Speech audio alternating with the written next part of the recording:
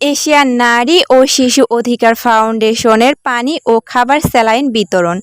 Asian নারী ও শিশু অধিকার ফাউন্ডেশনের উদ্যোগে তীব্র গরমে নগরবাসীকে স্বস্তি দিতে বিশুদ্ধ পানি ও খাবার স্যালাইন বিতরণ করা হয়। 29 এপ্রিল রোজ সোমবার ঢাকা ধানমন্ডি, শাহবাগ, ফার্মগেট, বিজয় সরণি সহ বিভিন্ন এলাকায় পথচারী, রিকশা চালক সহ সকল শ্রেণী পেশার সাধারণ মানুষের মাঝে এই কর্মসূচি বাস্তবায়ন করা হয়।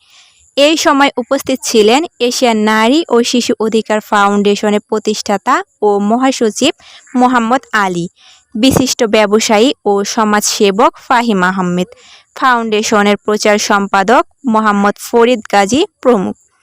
এই সময় দেশের সকল সামাজিক ও রাজনৈতিক স্বেচ্ছাসেবী সংগঠন সহ সকল বিত্তবানদের এগিয়ে আসার উদাত্ত আহ্বান এবং জলবায়ু প্রভাব মোকাবেলায় সবাইকে সচেতন হওয়ার বিষয়ে পরামর্শ প্রদান করেন নেতৃবৃন্দ।